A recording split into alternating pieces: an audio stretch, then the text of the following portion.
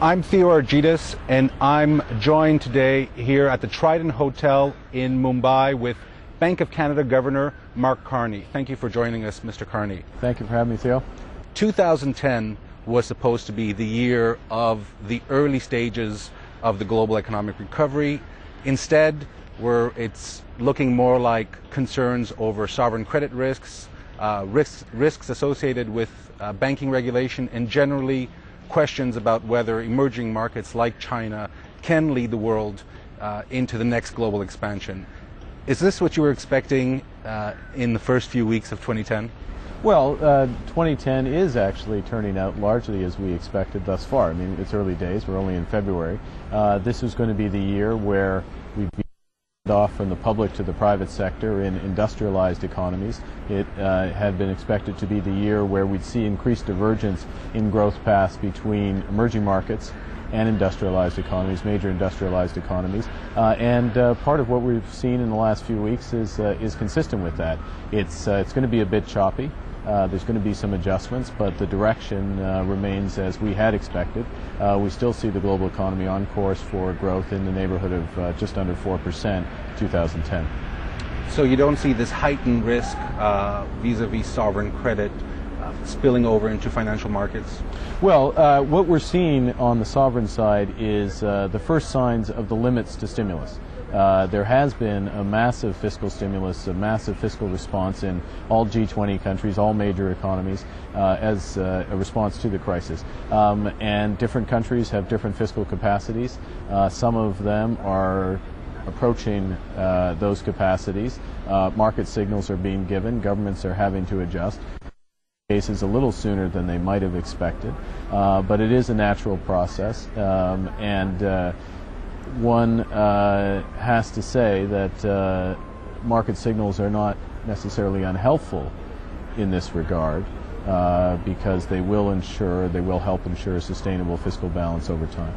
So what we're seeing right now is, so to speak, an early warning signal for high debt countries. Is that fair to say? Well, it's part of the role of markets to make assessments about fiscal sustainability or to make assessments about the appropriateness of monetary policy, and policymakers have to judge those signals. They have to take a little longer term horizon than markets would, and I think that's what people are doing. And do you believe the markets have gotten it right with respect to Greece? Well, I wouldn't want to comment on the specifics of that country, except to say that we fully support the process that is underway in the European Union through the Eurozone countries with Greece, and we have confidence in that process. Discussed it recently with my European colleagues. Markets have generally been underwhelmed by the EU's pledge to maintain stability in the Eurozone, or to do whatever is necessary to maintain stability in the Eurozone. What options does the EU have vis-a-vis Greece? Is there a role for the IMF to play in this process? And are there any international efforts to resolve this problem? Well, as recently as last weekend, in quite a different setting than this, in Iqaluit in the Arctic, and I believe you were there as well, we at the G7 we had discussions with our EU partners about this situation. We were appraised of the European Union's plans, which they've moved forward over the course of the last week, and we defer to their plans, and obviously ultimately the decisions on reestablishing a sustainable fiscal path are for the government of Greece, and so it's to them that the questions ultimately are asked. Another source of risk that has emerged in recent days and maybe recent weeks is concern over banking regulation, over-regulation, some may say. We've had Standard & Poor's recently cut their credit outlooks for Bank of Canada, Bank of America, and Citigroup, and I was wondering whether there's any concern that over-regulation or bad regulation could have an impact on financial markets. Well, we certainly have a responsibility as policymakers to come to agreement as quickly as possible on the major elements of financial reform. We're working very hard on that. I think the broad outlines are there, and the commitment is to the broad outlines. And when I say that, I mean the G20 agenda that's been driven through the FSB, through the Basel Committee, and a lot of progress has been made. So the core elements are there. And again, in recent weeks, I have spoken with my around the world, as have ministers, and reaffirmed the commitments to the elements of the G20 package. So there's a lot of work to be done. It's part of the reason why I'm here in India, to talk to my colleagues here. But we recognize the need to provide clarity and certainty as quickly as possible on the major elements of banking reform. It is a comprehensive agenda, the G20 agenda. It's in the public domain. It is a radical agenda. And I think part of what is being seen here is the recognition of the industry that this agenda is going to be implemented.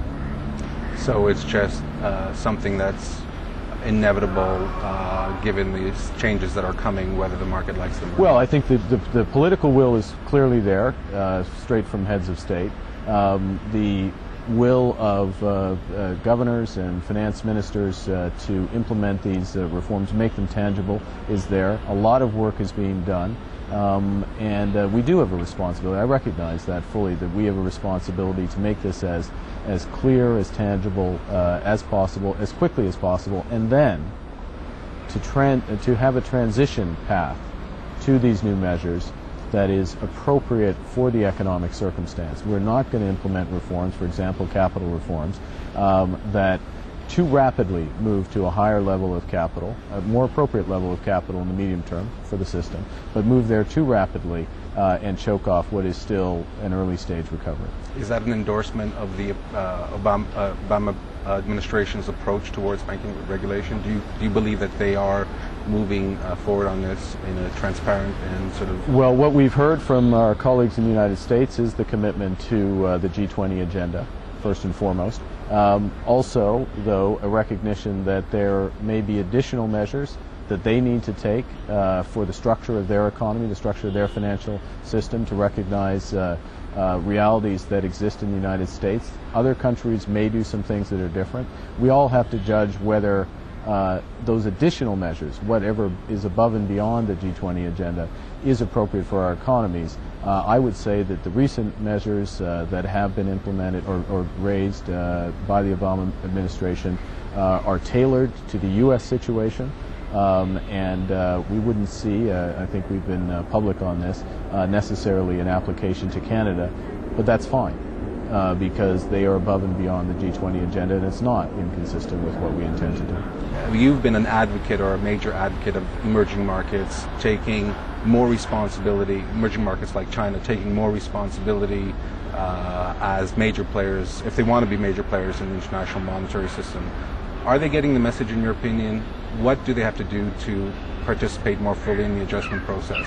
Well, one of the things that is central to sustainably getting out of this difficult economic time is, I think it's commonly acknowledged now, we need a rebalancing of global demand. And that's partly greater domestic demand in major emerging markets, including China, the type of domestic demand we see here in India. And one of the ways to move that forward is called the G20 framework, which is a dialogue between the major economies in the world that are represented in the G20. What's the mix of policy, a mutual assessment process, if you will. What's the mix of policies across countries? They include monetary, fiscal, structural policies, exchange rate policies as well, that's going to bring the global economy to the right level of demand. Now, the working group that's working on this is co-chaired by Canada and India. Again, it's part of the reason why I'm here, to deepen the discussions on that. We're committed to it. I know the Indian government is committed to it.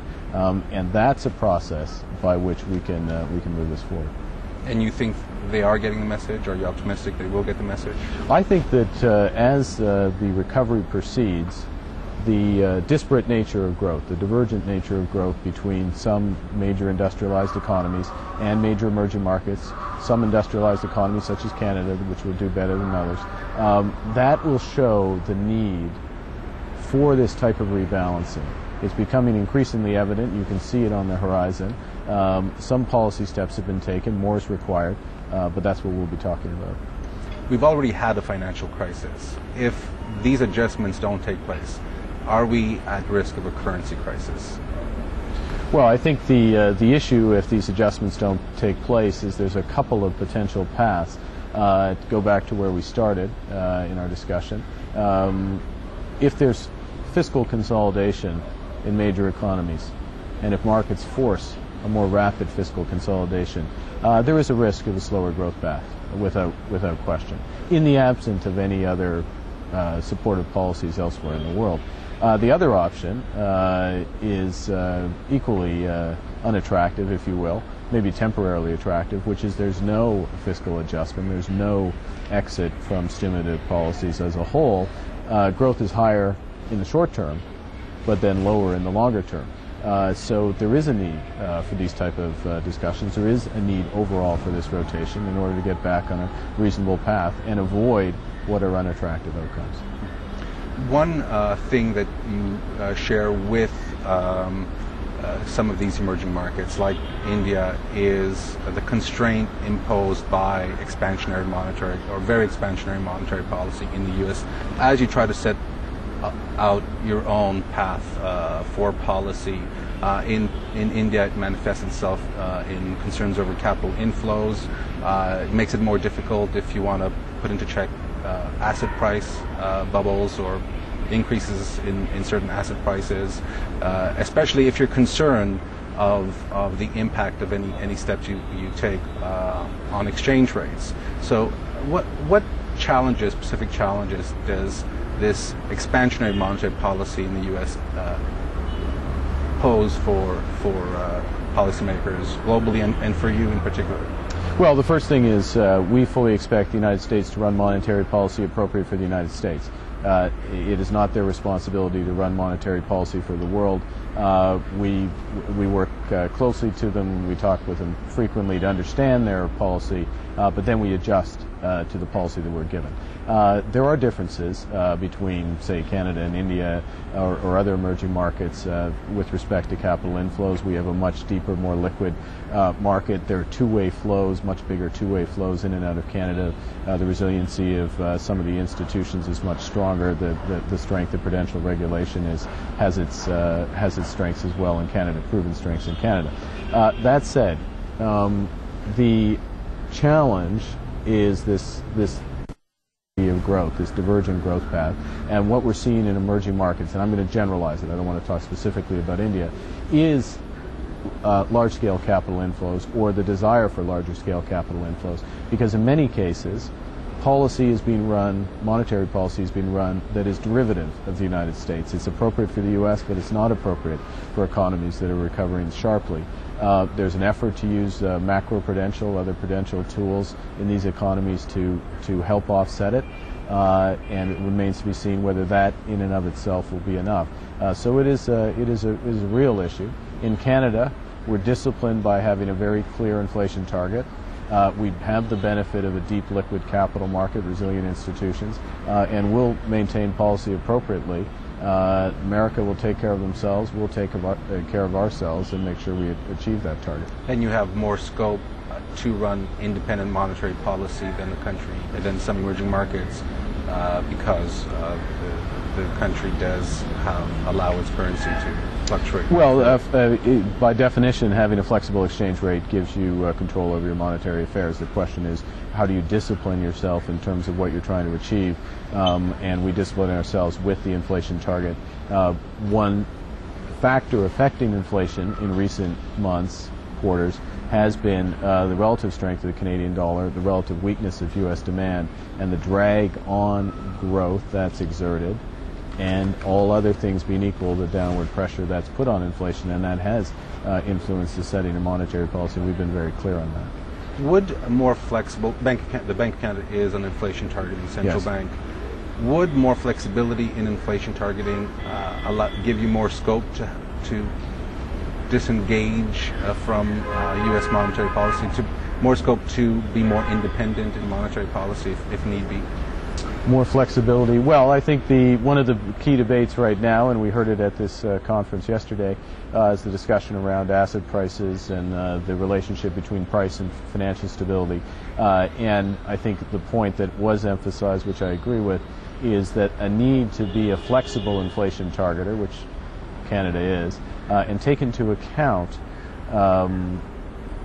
through the horizon for achieving the inflation target in the extreme asset prices. Now, we have a lot of benefits in Canada in that the key asset, housing, is part of the CPI. Shelter is an important component of the CPI, and so we can adjust accordingly.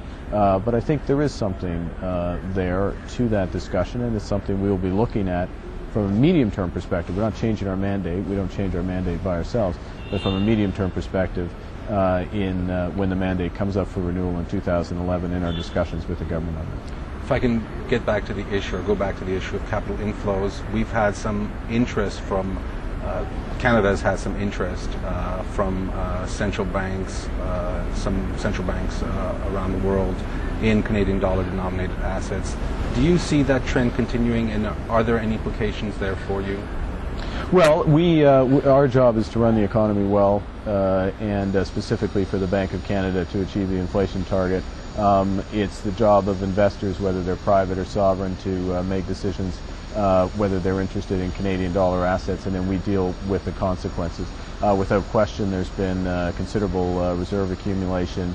There is, on the margin, and I would emphasize on the margin, a desire to diversify those reserves. The U.S. dollar still is a reserve currency and will be for the foreseeable future. But we'll deal with the consequences of that, provided we run the economy well. It's natural that there will be some interest. That would you expect would continue on the margins to diversify on the U.S. On the margin, well, we welcome foreign investment, and provided we're achieving what we should, there will be interest in investing in Canadian assets, both on the private and the likely on the sovereign side as well. In this time of heightened concern over sovereign credit, is Canada a safe harbor? Well, Canada's fiscal position is extremely attractive relative to most other industrialized countries, and that is an advantage without question.